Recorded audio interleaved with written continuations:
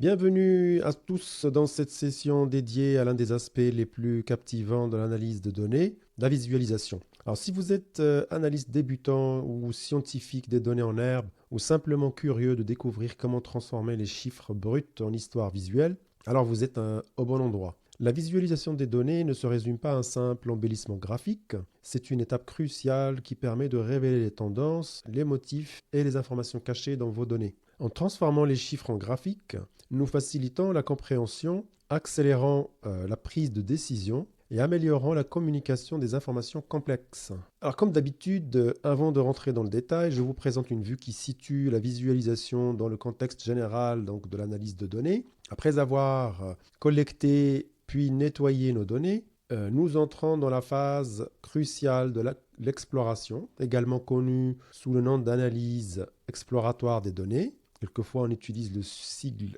EDA. Alors, l'EDA, c'est un pilier fondamental d'une analyse de données qui est divisé en deux composantes principales, la visualisation et les statistiques de base. Alors, je vous ai fait un petit schéma donc, qui précise un petit peu, qui illustre tout ça pour une meilleure clarté. Donc, nous allons aborder les statistiques de base, les statistiques descriptives, c'est-à-dire l'autre composante de l'EDA, dans une section dédiée. Je vais séparer en fait ce module du module actuel. Ces deux éléments, visualisation et statistiques de base, travaillent de concert pour nous permettre d'examiner de manière précise notre jeu de données sous tous ses angles. Alors traditionnellement, l'analyse exploratoire, donc tout ce bloc, débute par une investigation statistique de base qui pose les fondements pour comprendre les distributions, les tendances centrales et les dispersions au sein des données. Alors cependant, nous, pour cette formation, on a choisi de débuter par la visualisation des données. Cette approche, donc, qui est légèrement inversée,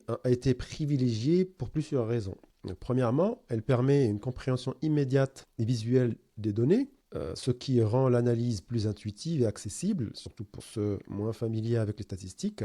Et deuxièmement, en visualisation d'abord les données, nous pouvons rapidement identifier des motifs, des anomalies et des corrélations, ce qui rend les étapes statistiques plus ciblées et efficaces. Donc voilà les raisons pour lesquelles j'ai un petit peu inversé les choses, on va dire. Donc nous rentrons dans le vif du sujet de la visualisation dans la prochaine session. Donc je vous dis à bientôt.